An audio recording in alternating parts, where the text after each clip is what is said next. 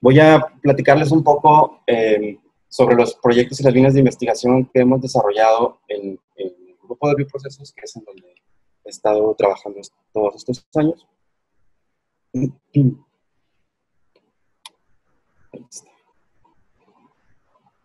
Bien, pues todos sabemos que con la biotecnología, en particular la biotecnología industrial, pues nos ha cambiado la manera en cómo muchos de los productos y los procesos que actualmente existen, pues se producen. Muchos sistemas de producción actualmente, bueno, hasta hace algunas décadas, estaban basados, incluso muchos siguen basados en el suministro de materias primas a partir de, pues del petróleo. La principal fuente de energía que todavía tenemos, pues es el petróleo. La fuente de energía y fuente de productos para la síntesis o manufactura de muchos otros productos y materiales que usamos, pues, en la vida diaria, ¿no? Fármacos, alimentos, bebidas, plásticos, etc. Prácticamente lo que se imagina, seguimos siendo altamente dependientes de los productos derivados del petróleo. Pues en ese sentido, la biotecnología pues, ha venido a cambiar mucho de los sistemas de producción. Básicamente porque ahora no solamente tenemos o queremos satisfacer las necesidades del mercado, sino que además necesitamos y nos urge que los procesos, además de satisfacer al mercado, pues que sean inteligentes, que nos permitan predecirlos o tener más o menos una idea de cómo se van a comportar y que además sean sostenibles. O sea, no es una necesidad, realmente eso es una obligación, hacer procesos que sean sostenibles. Y pues en este sentido, los bioprocesos, particularmente procesos de producción basados en sistemas biológicos, pues prometen un sistema de producción que es más limpio, más seguro, se pueden utilizar a presión atmosférica generalmente y a temperatura ambiente y en ambientes acuosos. Estas son ventajas pues bastante importantes, empezando por el hecho de que no tenemos que contener los sistemas de producción, los reactores, los bioreactores, más allá de lo que el proceso per se necesita. Trabajar presiones atmosféricas pues, es una gran ventaja. Temperaturas ambiente, generalmente en el rango de las temperaturas mesófilas, que la mayoría de los microorganismos que se utilizan o sistemas que se utilizan, pues es la temperatura en la que se desarrollan, pues ambientes acuosos que pues, está de más, que es el medio en el que estamos. De manera genérica, pues, ¿cuáles son las etapas de un bioproceso? Aquí están puestas en tres secciones. La parte de la preparación, que involucra todo lo que tiene que ver con lo previo al sistema de producción per se. La preparación es esterilización, preparación de medios, equipamiento, todo, tuberías, sistemas, todo lo que necesito previo para que el sistema de producción, que es la segunda fase, pues funcione. Básicamente ahí es la parte donde el sistema biológico, sea cual sea, o los elementos extraídos de un sistema biológico, sea cual estos sean, pues se aboquen a la producción del material o el producto que nosotros deseamos. Ahí involucran pues, la cinética de los sistemas de bioreacción, la transferencia de oxígeno, agitación, etcétera, todos los factores que intervienen para que ese sistema de producción pues, funcione y nos dé el producto deseado, con las características deseadas. Y la tercera fase, pues, es la parte de purificación, que ahí particularmente, pues, es donde nos hemos desarrollado en el grupo de bioprocesos. Pues, en el grupo tenemos bastante experiencia, bueno, no digamos bastante, suficiente experiencia en el área de diseño de procesos de extracción y purificación de una gran variedad de productos bajo peso molecular, proteínas, vitaminas, etcétera. Hay una gran cartera de proyectos que hemos desarrollado y les puedo hablar de los 10 años que llevo dentro del grupo de bioprocesos. Dentro de estas etapas o estas tres grandes etapas en las que se clasifica un bioproceso en general, pues tenemos procesos de optimización, de escalamiento y de evaluación económica. Al final, si lo que queremos es que un producto alcance el mercado, que de hecho esa es la razón, y lo debí haber dicho al principio, la razón por la que le puse como título bioprocesos para la vida cotidiana, pues es porque el sueño al final de cualquier ingeniero de procesos o cualquier, incluso biotecnólogo o cualquier persona que se dedique a la investigación, pues es que lo que tú investigas, lo que tú haces o lo que tú desarrollas, lo que tú pensaste, patentaste o lo que sea, que algún día eso llegue al mercado, ya sea para resolver un problema en medio ambiente, o que se convierta en un producto comercial, o que eso le salve la vida a una persona, como en el caso de toda la gente que está trabajando ahorita alrededor de los proyectos que tienen que ver con encontrar curas y tratamientos para la pandemia. Al final ese es el sueño de cualquier persona, ¿no? O sea, que tu producto, el proceso, lo que sea, que tú trabajaste, pues alcance al mercado, hablando del mercado en general como el público en general. Por eso le puse bioprocesos para la vida cotidiana, la vida diaria. La idea es que el proceso o lo que trabajamos, el desarrollo científico, alcance un grado de madurez tal que pues llegue al mercado, que sea factible, que la gente lo use, pues para lo que sea que fuese diseñado. Les voy a presentar ahorita varios ejemplos de proyectos, procesos en los que hemos trabajado, que han desarrollado pues, mis alumnos colaboradores del grupo o del subgrupo, de mi subgrupo de bioprocesos. Pues el primero es este proyecto de producción de metabolitos microbianos. Este es un ejemplo muy clásico del desarrollo de un bioproceso para la purificación o producción y purificación de un metabolito, en este caso un metabolito bacteriano. La prodigiosina, que es un alcaloide que produce una bacteria, bueno, diferentes líneas celulares, particularmente la bacteria Serratia, que es esa que está por ahí en la imagen, le da ese característico color rojo, rojo intenso, es color rojo como pues, sangre, tal cual. Tiene una gran variedad de actividades que se le han identificado. Déjenme ver si lo puse por acá. No lo puse, bueno.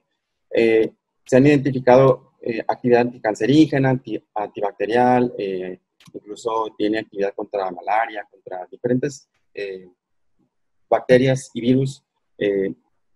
Y por eso, incluso ahora con esto de la pandemia, pues nos llama la atención de que si tiene actividad contra ciertos tipos de virus, pues puede ser que a lo mejor incluso está contra el coronavirus. No lo sé, pero no me quiero meter en esos terrenos. Ya estoy hasta acá de coronavirus. Y aplicaciones un poco más comunes, digamos, como colorante para alimentos, por ejemplo. Que de hecho se ha usado mucho bueno, no mucho, pero digamos que se ha usado como colorante para alimentos. Incluso para fármacos también. Muchas de esas bioactividades se han visto frenadas por el hecho de que este metabolito en particular presenta actividad contra el propio microorganismo que la produce. A ciertas concentraciones, cuando se alcanzan ciertas concentraciones en el medio de cultivo, la bacteria empieza a sufrir efectos de inhibición por el propio producto. Entonces, eso hace que el producto sea, pues, o que se haya limitado la producción, básicamente porque el sistema de producción pues, se limita a sí mismo en cuanto a cuánto puede crecer la bacteria y cuánto puede producir. Entonces, su extracción y la purificación de la prodigiosina pues, se ha visto limitada y por ende pues, el costo de estos productos o de este metabolito pues, es relativamente alto. Les decía ahorita que este es un ejemplo clásico de establecimiento de bioproceso porque pues aquí estuvimos trabajando con la parte del diseño o rediseño más bien del sistema de producción, que es el medio de cultivo. Es un medio de cultivo propuesto que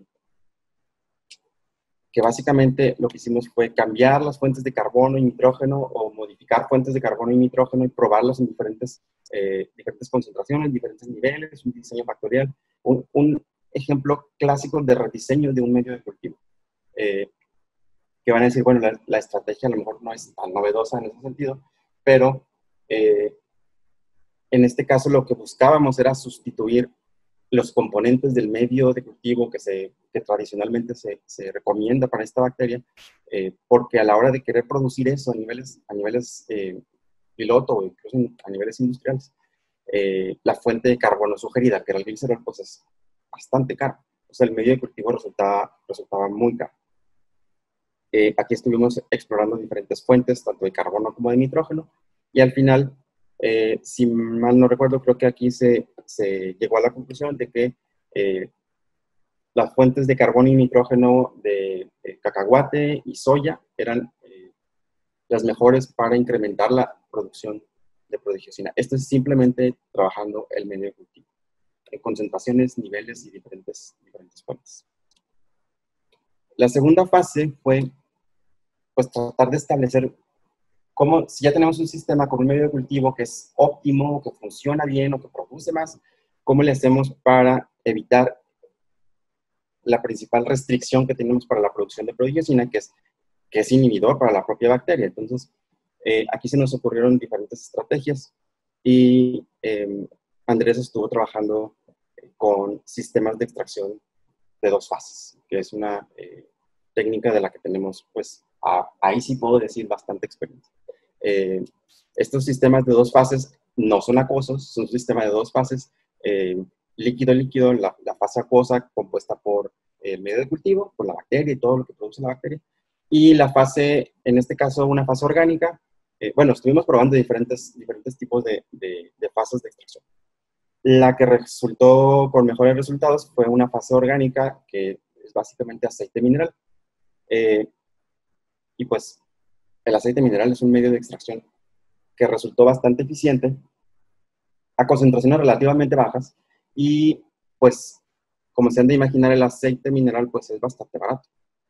Inicialmente, bueno, un proyecto previo de esta misma sistema, o de este mismo producto, la propuesta era utilizar sistemas de 2 fases acuosas, donde la fase extractiva era una fase con tritón, fue la que funcionó bastante bien. Extraía muy bien el producto, porque el producto es de naturaleza hidrofóbica, entonces la fase con tritón extrae prácticamente todo el producto del medio de cultivo, pero resulta que el tritón resulta bastante caro, como un sistema de extracción. Entonces, ya a la hora de querer llevar esto a nivel piloto, es prohibitivo. Entonces, la estrategia aquí fue tratar de cambiar, explorar diferentes formas de extracción y llegamos a la conclusión de que podemos incrementar los rendimientos de producción no solamente modificando la composición del medio de cultivo, sino también agregándole una fase extractiva pues que realmente es bastante barata. Pues es aceite mineral, el cual es como aceite de bebé, pero sin lo apestoso del aceite de bebé. Bueno, además, aquí estuvo Andrés trabajando en diferentes modos para el bioreactor, el sistema batch, el sistema continuo, con diferentes tasas de alimentación. Y pues ahí, al final llegamos a la conclusión de que tenemos el sistema continuo es el más eficiente, es el que gasta la mayor cantidad de medio de cultivo por razones obvias, pero es el que tiene niveles de productividad más altos y una tasas de rendimiento pues más altas.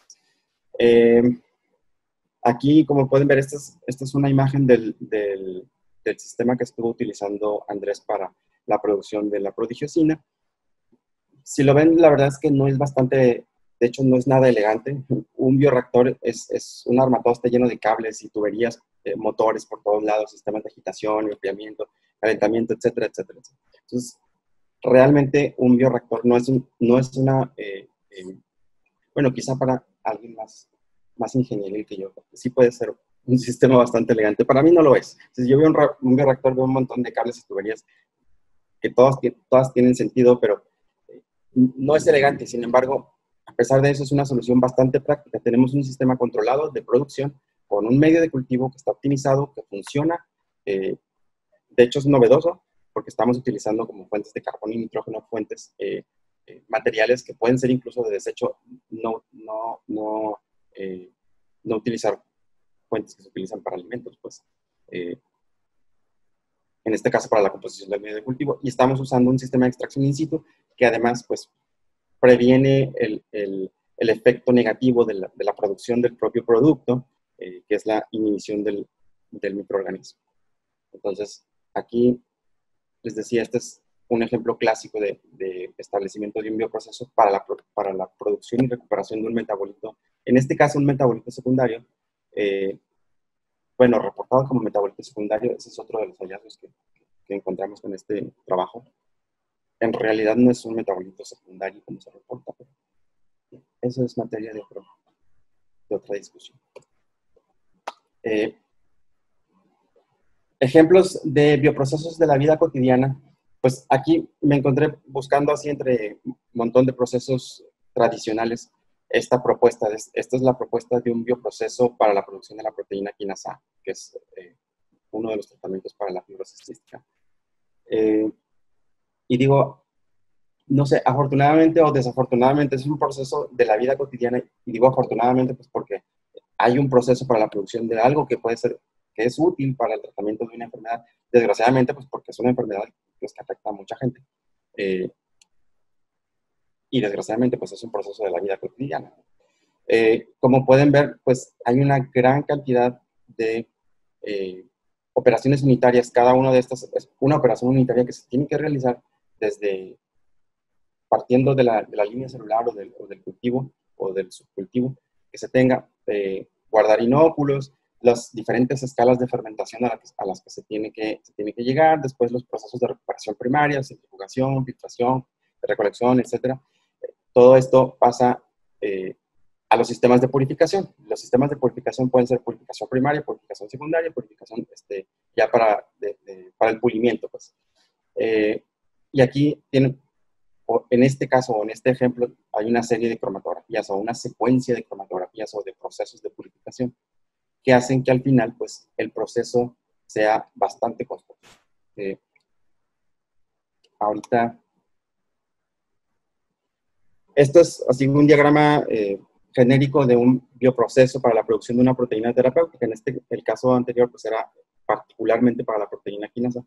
En el caso de una proteína terapéutica genérica, pues ahí las etapas son partiendo desde una línea celular que tienes que cultivar en el laboratorio, pasarla a diferentes escalas o a diferentes bioreactores de diferentes escalas, después pasarla por procesos de recuperación primaria, procesos de recuperación secundaria o purificación y después al pulimiento. Ya después del pulimiento, pues el envasado, para entregarlo en su forma fina, o en la concentración, o en la forma en la que se vaya a aplicar. ¿Por qué les platico esto? Pues porque si ya este proceso es bastante costoso y es tedioso y tiene muchas operaciones unitarias, una tras otra, tras otra, tras otra, tras otra, y no cuento por aquí todas las intermedias, imaginen lo que es producir las proteínas pegiladas. Las proteínas pegiladas son un tipo de proteínas terapéuticas a las que se les agrega intencionalmente una molécula de polietilenglicol. Estas proteínas, pues, son proteínas que ya naturalmente están identificadas como agentes terapéuticos, que funcionan, que ya están aprobados por la FDA, que ya se utilizan para el tratamiento de enfermedades de muchos tipos. Pero se encontró que cuando se les agrega una molécula de polietilenglicol, pues las hace más resistentes a la degradación proteolítica y a la propia excreción del organismo. Entonces, eso incrementa su efecto terapéutico. Desgraciadamente, pues producir una proteína pegilada implica, además de todo el proceso de producción que les acabo de platicar, pues agregarle algo más, o sea, meterla a un segundo proceso, que es la pegilación. El proceso de pegilación es un proceso químico bastante, pues debo decir bastante elegante. Es un proceso de modificación química donde le estamos pegando una molécula polimérica a otro polímero que es una proteína. Este proceso, en términos químicos, es sencillo. Sin embargo, esto implica que cuando la proteína se somete a un proceso adicional de modificación, pues por lo general producimos una serie o una mezcla de compuestos pues que son el resultado de ese proceso químico. Entonces, la proteína pegilada, la proteína con la molécula de PEG, resulta que no solamente obtenemos una, obtenemos 2, 3, 4, 5 diferentes isómeros de la misma o del mismo subtipo de productos. Y pues aquí el reto para la gente que trabajamos en bioprocesos es que por lo general las proteínas pegiladas o las proteínas modificadas, solamente uno de los tipos resulta ser la que conserva la actividad biológica. Generalmente es la monopegilada, la que tiene solamente una molécula de PEG adherida. Y eso parece que resulta un poco obvio si observan aquí la figura de la uricasa, bueno, la estructura de la nube electrónica de la uricasa, y cómo se ve la uricasa pegilada, o el modelo de uricasa pegilada, que en realidad es como una proteína con una bola de pelos alrededor. Y tal cual, así es. La molécula de polietilenglicol está, o suponemos, porque eso todavía no lo sabemos, que la proteína tiene agregada la molécula de polietilenglicol, y esta está de manera random por ahí como un agregado. Incluso a veces ese agregado es mucho más grande que la propia proteína. Y eso pues, explica por qué tiene cierta actividad o se incrementa la actividad y el tiempo de circulación y el efecto terapéutico, etc. La consecuencia de esto, les comentaba ahorita, es que tenemos que someter esa proteína de nuevo a otro proceso de purificación. Entonces, si ya de por sí este proceso de producción es largo, costoso, caro, y debo decir ineficiente, porque al final terminamos con 20, 30, 40% de recuperación total del producto, todavía ese 20, 30, 40%, someterlo a un segundo proceso en el que recuperamos 20, 30, 40, pues terminamos prácticamente con nada. Sin embargo, estos procesos siguen siendo económicamente factibles pues, por el hecho de que la proteína se vende en miles de pesos. Y digo, se vende en miles de pesos porque, pues, desafortunadamente hay gente que necesita estos productos. Entonces, la opción de la proteína pegilada, a pesar de que necesitas menos porque el tiempo de circulación es mayor, el efecto terapéutico es mayor, realmente su costo es excesivo, es inalcanzable para mucha gente. Entonces, muchas de las estrategias con las que se ha estado trabajando en proteínas pegiladas hacen trabajar los procesos de purificación. Este es un proceso típico de purificación, es una serie de cromatografías que lo que hacen es pues, ir eliminando los medios de reacción, los componentes que no reaccionaron, las proteínas multipegiladas para quedarnos nada más con la única proteína que tiene actividad biológica. Les digo, esto es un proceso en una serie de operaciones unitarias bien definidas que generalmente pues, son cromatografías y ultrafiltraciones. En el grupo hemos estado ya trabajando desde hace años en diferentes estrategias, muchas basadas en cromatografía, porque sigue siendo el caballito de batalla de los bioprocesos, muchas otras en sistemas de extracción líquido-líquido. Y de ahí surgió la idea de por qué si ya comprobamos que un sistema de dos fases acuosas polímero-sal funciona para purificar proteínas pegiladas, ¿por qué no usamos esa misma estrategia si la proteína pegilada es afín por la fase PEG o polimérica? ¿Por qué no le pegamos la fase polimérica o el PEG a una resina? Y entonces usamos ahora sí que atacamos por la espalda. Usamos la misma estrategia de purificación con el PEG, pero en un sistema cromatográfico. Entonces, no es porque ataquemos la cromatografía, yo también me gusta la cromatografía, pero realmente es un proceso bastante caro. Los equipos de cromatografía son caros. En términos generales, pues esta es la estrategia, o este diagrama les muestra la estrategia que seguimos o que hemos seguido. Básicamente es, si usamos resinas cromatográficas para purificar proteínas, ¿por qué no le pegamos a la resina cromatográfica polietilenglicol, que será, suponemos o supusimos, que ese polietilenglicol va a ser afín a una proteína que tiene polietilenglicol, es una proteína pegilada? Y resultó que sí. En esta columna que ven chiquita por ahí, está empacada con una resina que está pegilada. Entonces, a eso lo sometemos a una cromatografía de interacciones hidrofóbicas. Le inyectamos tal cual la mezcla de reacción, sin ningún proceso previo de ultrafiltración, ni precipitación, ni concentración, así tal cual sale del frasquito de pegilación. Bueno, sí la tenemos que diluir en la fase móvil, ¿verdad? La inyectamos en la columna y resulta que la columna es capaz de separar la proteína, separar los componentes del medio de reacción, separa la proteína nativa, la proteína monopegilada, la proteína dipegilada y en el caso de la lisozima hasta tripegilada, observamos. Y pues esto fue un hallazgo bastante novedoso por el hecho de que en un solo paso de purificación podemos separar la proteína pegilada de lo que no está pegilado y la isoforma que nos interesa, alguna de las isoformas que nos interesa del resto de las isoformas que produce el sistema de pegilación. Entonces, esto lo publicamos por allá en el 2013, me parece. Sí. La siguiente fase de esto fue, ya sabemos que funciona, tenemos idea de más o menos por qué funcionan las interacciones entre moléculas de PEG. Tenemos que empezar a trabajar en por qué funcionan. Entonces, aquí la estrategia fue, pues, utilizar la calorimetría o titulaciones calorimétricas isotérmicas.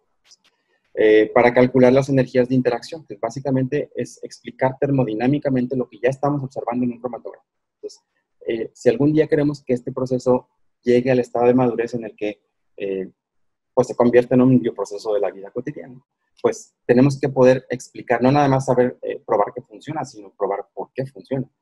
Y pues aquí lo que estuvo trabajando mi alumna de maestría, Paulina, es en tratar de explicar termodinámicamente por qué funcionan estas resinas. Ya sabemos que funcionan, lo hemos probado con diferentes proteínas pegiladas, diferentes mezclas de reacción, de diferentes tamaños moleculares, y funcionan con más o menos ajustes en los flujos. Las proteínas funcionan, digo, pero las resinas funcionan para purificar. Entonces aquí, desde el punto de vista termodinámico, pues tenemos que poder explicar qué es lo que está pasando entre la interacción de la proteína pegilada con la resina, que al final es una interacción de superficie. La superficie del PEG con la superficie del PEG que está pegado a la resina. Entonces aquí evaluamos interacciones o la intensidad de las interacciones, principalmente pues la entalpía, la entropía, la energía de Gibbs, que nos explican qué es lo que ocurre cuando dos moléculas se acercan lo suficiente para interactuar.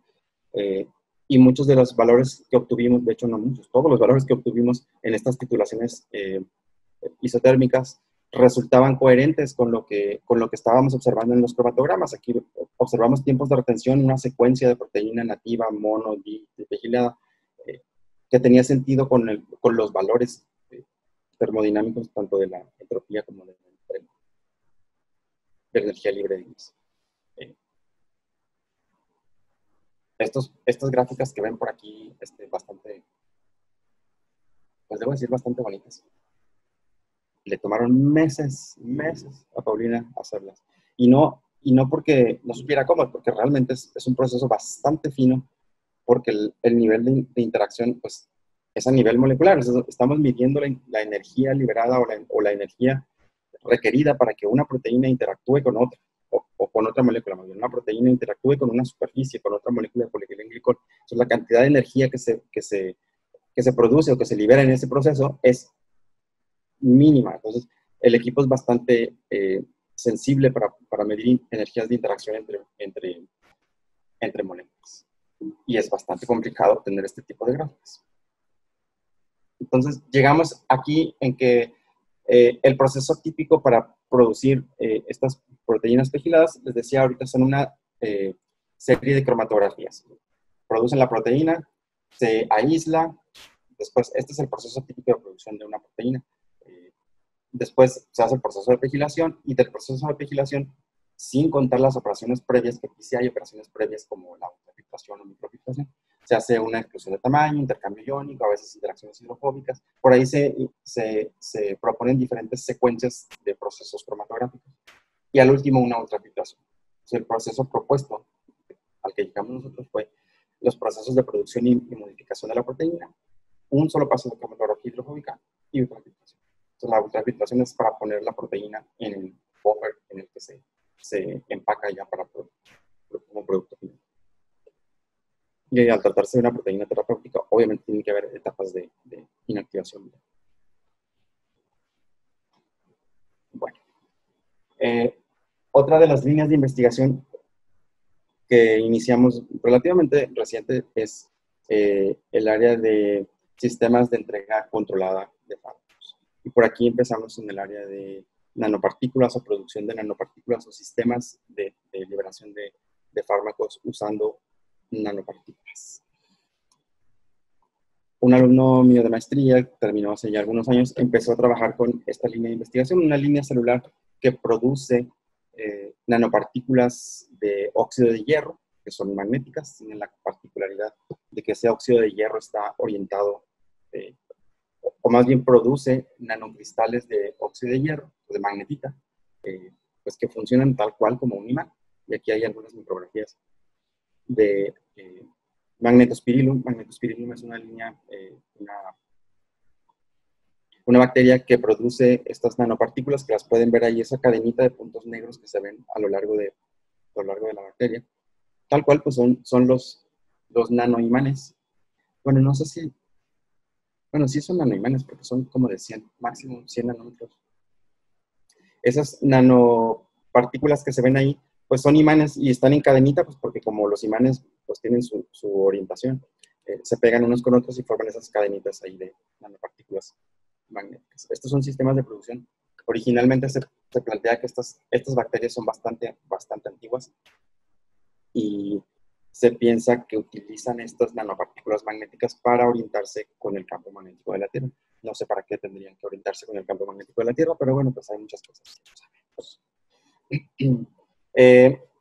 La idea original de este proyecto es utilizar un sistema de producción biológico para obtener nanopartículas que puedan servir como acarreadores de lo que quieran acarrear. Particularmente, los estamos planteando para liberación controlada de fármacos. Y aquí la propuesta es utilizar doxorubicina, pero puede ser pues, prácticamente cualquier sistema o cualquier molécula que ustedes quieran entregar al interior de las células. ¿Y por qué particularmente estas? Pues porque son producto de una bacteria. No, la bacteria no produce únicamente un nanocristal, así como si fuera una fábrica de síntesis química. Produce nanocristales, a veces en conglomerados que están embebidos en una red de proteínas e incluso a veces hasta membranas. Entonces, estas bacterias producen lo que se llama el magnetosoma, que es un órgano particular para estas bacterias. Que el magnetosoma pues, es un sistema pues, de proteínas, membranas que contienen en su interior nanocristales pues, de magnetina, principalmente magnetina. Eso los hace pues biocompatibles con sistemas biológicos porque pues al tener una capa lipídica o tener proteínas integrales de membrana, pues podemos modificar esas proteínas para hacerlas compatibles una línea celular o con un tejido particular donde queramos que se entregue un fármaco en particular. Incluso está la idea que se pueden utilizar como sistemas de modificación genética de líneas celulares que son resistentes a la transformación.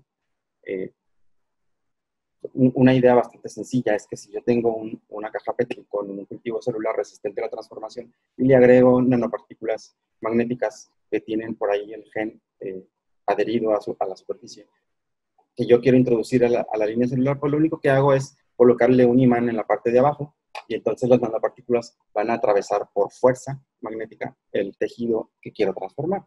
Les digo, es una idea debo decir, bastante burda, pero elegante a la vez, porque no estamos utilizando más que la fuerza magnética pues de los nanoimanes, que son las partículas. Estos sistemas de liberación controlada y estos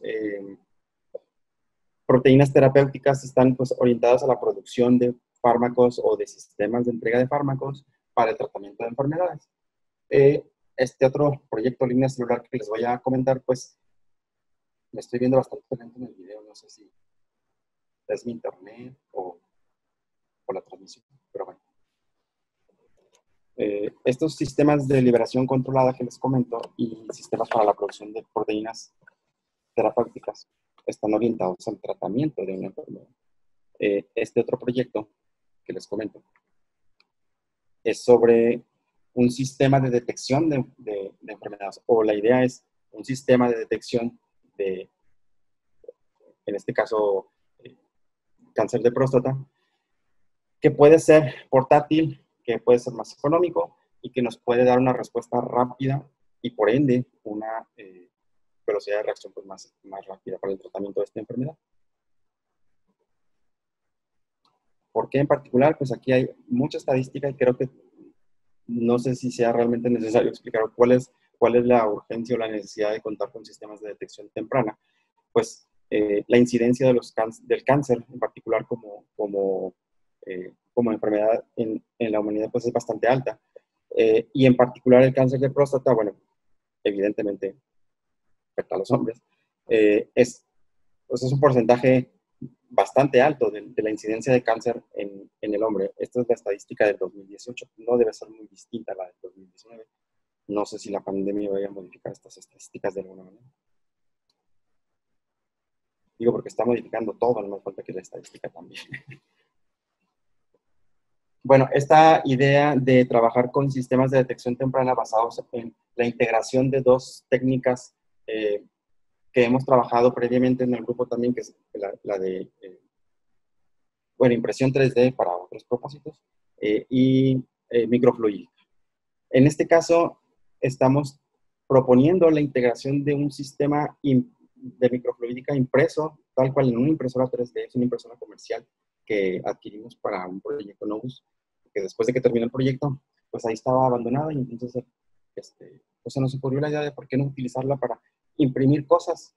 ¿Qué cosas? Pues algo que nos sirva para un proyecto de investigación, un dispositivo de microfluídica, ¿por qué no? Entonces, la propuesta que está presentando ahorita el alumno de doctorado, pues es imprimir un dispositivo de microfluídica en un sistema, con un sistema de impresión 3D, con polímeros normales, más o menos normales que se utilizan para los sistemas de impresión, y luego incorporarle a estos o al sistema de impresión un diseño de un electrodo o de un, pues sí, nanoelectrodo o un electrodo impreso con un filamento particular, que no nada más es un filamento típico de impresión, sino que trae además otros componentes como nanotubos, que permiten hacer ciertos o incrementar la sensibilidad de la detección de ciertas moléculas. Entonces, la estrategia en general aquí es imprimir con 3D o con la impresora 3D el sistema de microfluídica, después imprimir también con 3D los electrodos para diseñar el sistema de detección electroquímico, modificar esos electrodos a la superficie electroquímica para agregarle moléculas de bioreconocimiento. Esto es más o menos como hacer una ELISA, pero en un sensor. De hecho, tal cual es una ELISA.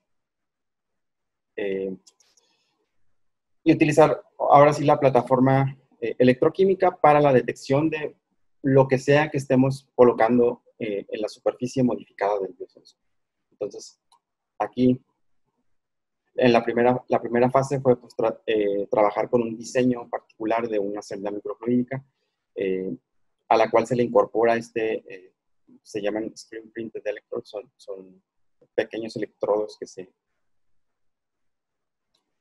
adquieren, son comerciales. Lo que estamos haciendo es modificar la superficie con diferentes estrategias para hacerlas más sensibles para la detección de ciertas biomoléculas. Al final, lo que queremos es un sistema de detección que nos permita detectar el antígeno prostático. Antes de llegar a esa fase, pues tenemos que hacer pruebas previas de modificación con moléculas más sencillas. Realmente lo hacemos porque tiene que ser más barato.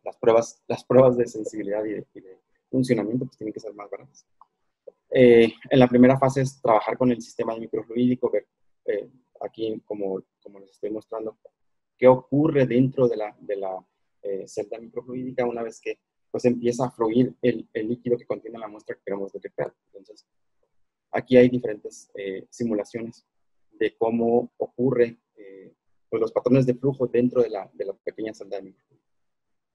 Esto es con el objetivo de determinar cuál es la geometría y los flujos a los que la muestra tiene que fluir a través de la celda para que ocurra la detección, para asegurarnos de que ocurra la detección.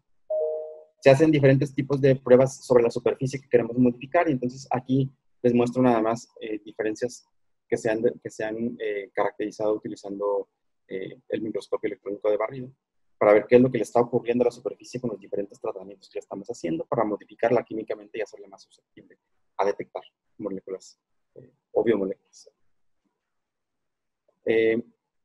La segunda fase de esto, les digo, fue ya no utilizar los electrodos comerciales, que son bastante económicos, pero pues pensamos, ¿por qué no hacerlo nosotros mismos? Si al final lo que queremos es un sistema integrado de microfluídica con detección, pues ¿por qué no hacemos también el sistema de detección? ¿O por qué no imprimimos nuestro propio sistema de detección? Es bastante simple, como lo pueden ver ahí, esos pequeños electrodos de 2 centímetros de largo. Están impresos con la misma impresora con la que imprimimos la celda de flujo. Entonces, tal cual nos cuestan como 3 pesos. Y 3 pesos es mucho. Ahí está la impresora, es una impresora 3D comercial, bastante barata también. Se hacen diferentes tipos de procesos de activación, que son los que les estaba mostrando ahorita, se caracterizan también por microscopía electrónica. Y se hacen las pruebas electroquímicas para ver cuáles son los que presentan la mejor respuesta a ciertos, tanto en el proceso de activación como en la detección de las moléculas objetivo. Entonces, al final lo que queremos es tener la plataforma de producción tanto de los electrodos como de la celda microfluídica que se pueden imprimir en 3D, hacer una modificación química que nos permita agregarle las moléculas de bioreconocimiento, en este caso para la detección del antígeno prostático, y tener lo que observan aquí en la esquina inferior izquierda, pues es el dispositivo de microfluídica con los 3 electrodos integrados dentro del propio sistema. Entonces, todo esto se puede imprimir en una sola fase, el material de impresión de la celda, el material de los electrodos, y esto conectarse al micropotenciostato que está por aquí, conectado a una laptop, o incluso esto puede estar integrado en un solo dispositivo. De manera que la idea es, de estos dispositivos que se conocen como Lab on a Chip, es tener un sistema de detección que tal cual es un laboratorio en un dispositivo, en un chip portátil, que lo puedes llevar o lo puedes tener en el consultorio o en la clínica o en el hospital, ocupando menos espacio que un laboratorio para hacer un análisis de este tipo, que probablemente se necesita para la comprobación, pero al menos para la detección rápida e in situ de la enfermedad, pues es mucho más práctico. Tan práctico, bueno, a lo mejor no les digo lo que iba a decir, es bastante práctico. Tenemos ya algunos avances en esta línea de investigación y no les presenté resultados con mucho detalle, porque se nos acaba el tiempo. Y segundo, porque estamos en proceso de publicación de estos resultados. Por ahí hay un review que ya salió en Biosensores y este otro en la revista Transferencia, que salió creo que la semana pasada. Les invito a que lo vean por ahí.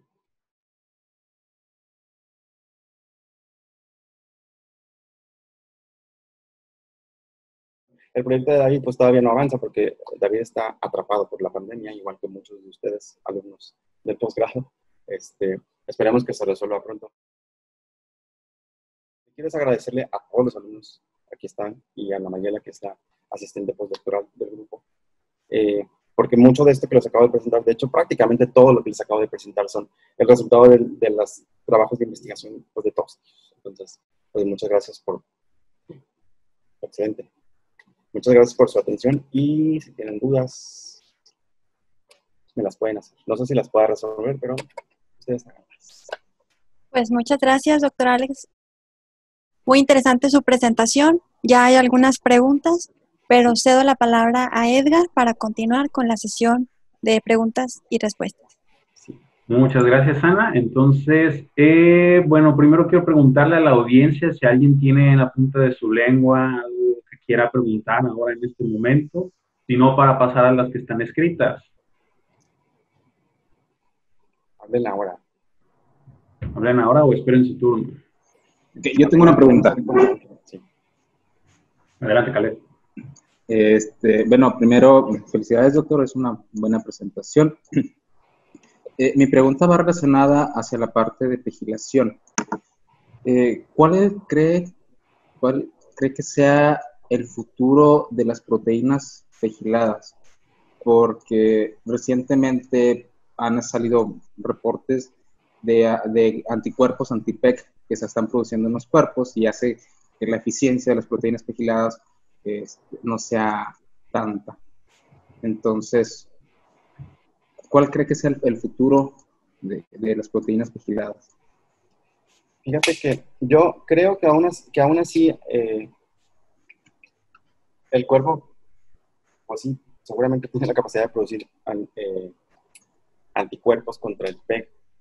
No estoy seguro de si sea en todos los casos.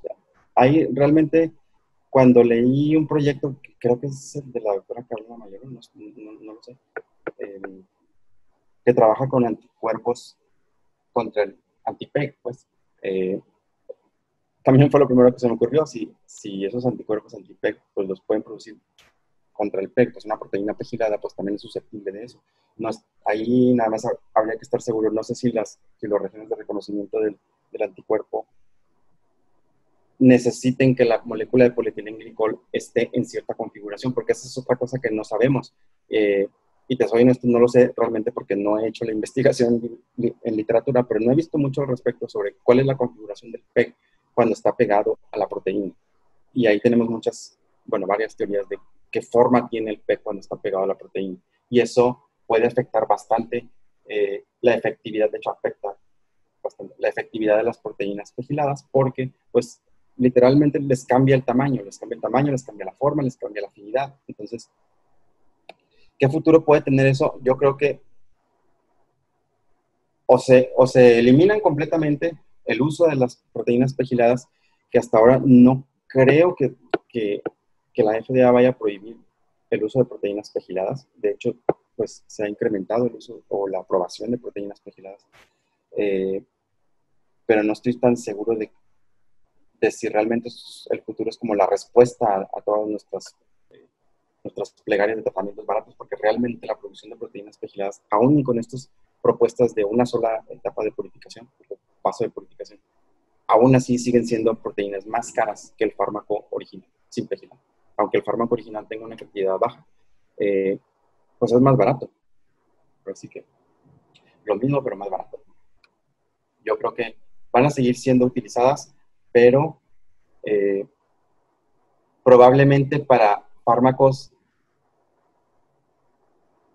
pues no sé si el término es correcto, de alta especialidad, o sea, fármacos para enfermedades de alto impacto. Digo, todas las enfermedades son de impacto, pero algunas en las que el fármaco, la efectividad del fármaco quizás sea tan baja que tenerlo pegilado, aunque sea más caro, pues lo hace más efectivo. Entonces, creo que sí. No creo que desaparezca. Igual, hace poquito atendimos un seminario de un grupo de Estados Unidos, no recuerdo el nombre, que hablaban modelaban, simulaban la proteína pegilada y encontraban que estaba, realmente no estaba esparcido completamente el PEG, sino tenía una conformación teóricamente estable, y pues fue algo que llamó la atención. Voy a buscar las publicaciones de eso y se lo comparto. Sí, eso siempre está bien interesante y lo empezamos a ver cuando Paulina empezó a trabajar con la microcalorimetría. Es que si fuese random la estructura del PEG, las energías de interacción serían totalmente disparatadas. O no podrías obtener experimentos repetibles porque la proteína está random distribuyendo el PEG en el espacio, lo cual no es cierto. Entonces, siempre los valores eran repetitivos. Entonces, significa que el PEG tiene una estructura tridimensional fija alrededor de la molécula, que debe ser, porque si fuese random también la proteína estaría, pues, tendríamos un montón de efectos terapéuticos con una sola proteína pegilada. Muchas gracias, doctor. Bueno, hay otra pregunta que dice de Vanessa, ¿de qué organismo obtendrían las proteínas que después serán pegiladas? ¿De qué organismo obtenemos las proteínas? Pues del que se deje. Realmente las proteínas pegiladas o las proteínas que se pegilan, pues de donde provengan, realmente no nos interesa, porque la proteína pegilada ya pasó por un proceso de purificación. Entonces, la respuesta es del que se deje. Porque ya pasó por la purificación, extracción, recuperación, etcétera, etcétera. Entonces ya el fármaco pegilado, o el fármaco que se va a pegilar, ya trae un nivel de pureza grado farmacéutico. O sea, incluso se podrían pegilar sin tener el grado de pureza farmacéutico, pero eso implica como que extracción, procesos de extracción y purificación, aunque sea así primaria. Mi pregunta era, o sea, ya del método que nos mostró que ustedes realizaron, ¿de dónde la obtuvieron para hacer todo el desarrollo experimental? Esa en particular, la RNasa. Sí, exacto. Me parece que esa es RNasa de páncreas de caballo, no estoy seguro. Si está conectada a Carla Mayolo, a lo mejor ella sabe la fuente. De hecho, compramos RNasa de Sigma, Ok. pero no me acuerdo de qué es. Sí, es que quería saber si era así, o sea, si era comprado, o sea, Sí, si era sí, un sí. reactivo o si era extraído de Sí, material biológico. bueno, sí, es de material biológico, creo que es de páncreas de bovino, pero la compramos en Sigma ya purificada. No partimos del proceso de producción desde el principio. Ok. Ahí sí nos llevaría varias tesis de doctorado hacer eso. Gracias. Tenemos otra pregunta que dice que ¿cuáles son los aminoácidos que se pegilan? Las aminas, los que contienen aminas, generalmente creo que son las lisinas. Me parece que asparagina, no estoy seguro. Sí. Generalmente son las aminas.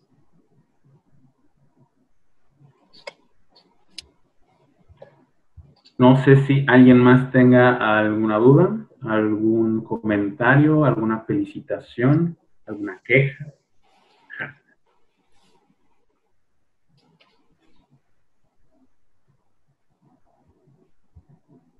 Hay otra pregunta de Andrea Leiva, de que si aceptan actualmente estudiantes de pregrado para apoyar en las investigaciones. La respuesta es no.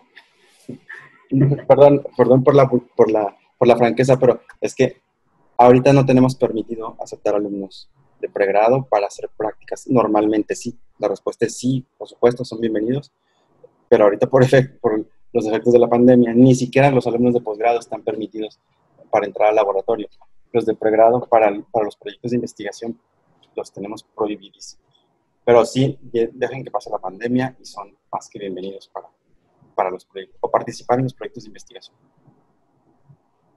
Ahorita la respuesta es no. Quizá en algunos meses que se termine este asunto del coronavirus, bueno, que ya dijimos que no se va a terminar nunca, pero la pandemia, pues, la cancelación de actividades por la pandemia, sí, por supuesto, son bienvenidos. También hay varias felicitaciones. Muchas felicitaciones. Hay otra pregunta que dice que ¿qué señal fisiológica se genera en la pegilación? Señal fisiológica, ¿cómo a qué te refieres, Sara? O sea que si se conoce cuál es la función de que la proteína se pegile, pues si se va alguna localización o qué tipo de regulación. De hecho, no, o sea, normalmente las proteínas no se pegilan. O sea, no. Este es un proceso que hacemos en el laboratorio, una síntesis química, pues hay una modificación química a la proteína. Naturalmente no hay pegilación hasta donde sé. No sé si ya hayan investigado si existen enzimas que pegilen. Ok, gracias. Sí, esa era como ahí como que sí, me quedaba la duda. Gracias. No es un proceso biológico, es una modificación química tal cual. También nos pregunta... ¿A alguien se les ocurre cómo modificar bioquímicamente una proteína? Sería un exitazo. Perdón, Edgar. No, hay seguir escuchando todas las buenas ideas. Pero aquí venía una pregunta que me gustaría que me ayudara a contestar Ana Mayela, que si existe algún repositorio donde podamos ver estas sesiones. Sí, tenemos el canal de YouTube. Ahorita voy a poner el link aquí en el chat para compartirlo con todos. Permítame.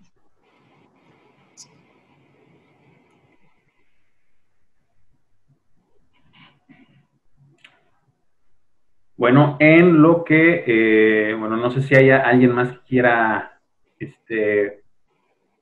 hacer alguna aportación en lo que se busca pues el link y se los ponemos ahí disponibles. Bueno, quien calla otorga, pero voy a aprovechar este silencio para que sigan pensando en sus preguntas y pues para presentarle a Alex su constancia por agradecimiento de haber participado aquí en nuestra sesión de postdocs, la primera, pues firmado por todas las personas importantes. Y pues sí, nuevamente agradecer pues, de esta gran presentación y que nos hayas dado 1 hora de tu tiempo para explicarnos todo lo que hace el subgrupo, del grupo, del TEC. El grupo. Sí, muchas gracias, ¿no? Por la invitación, y también por la iniciativa de tener estos seminarios, que la verdad han sido muy interesantes todos. Pues gracias. También, cualquier duda, lo que sea, pues me pueden escribir con confianza, ya todos tienen mi correo. Este es mi Zoom, entonces les digo, ya es como la cantina del pueblo, aquí todo el mundo se conoce. Hablando de cantina del pueblo, ¿no? Hablando de cantina del pueblo, sí. Más adelante les tenemos una sorpresa. Sí, y también a los demás asistentes, dentro de 15 días vamos a tener otra plática, también muy interesante, entonces, a la misma hora, mismo canal, literal, mismo canal, entonces, para que estén al pendiente de redes sociales de cuando llegue, o sea, para que sepan quién va a venir y de qué va a hablar. Entonces, solo quiero pasar por Cuánto misterio. el chat. ¿Por qué no ganamos? De información. Listo.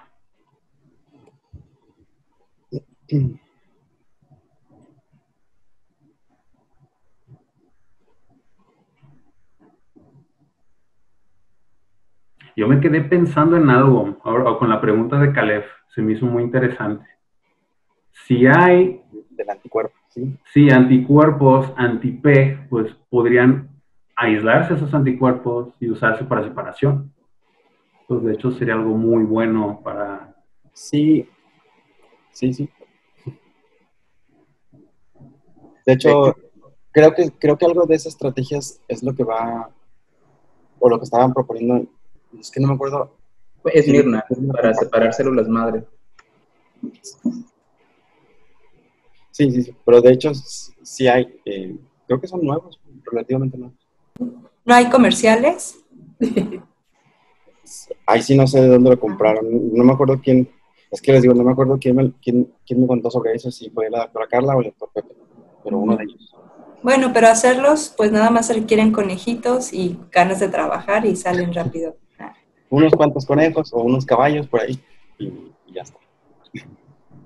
No sé si sea tan fácil como eso, o si el cuerpo produzca tan fácil, o un organismo produce tan fácilmente anticuerpos contra PEG. O sea, el PEG es bastante inerte en muchas cosas. Sí, habría que ver, ¿verdad? La antigenicidad del PEG.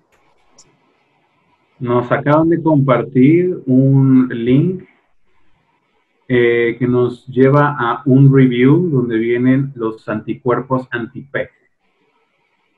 Por si quieren leerlo al respecto. Desde hace como 4 años. Entonces todavía relevante. Sí, es relativamente nuevo los anticuerpos anti-PEG, pero no sé qué tan fácil se produzcan. Habrá que ver. Realmente no.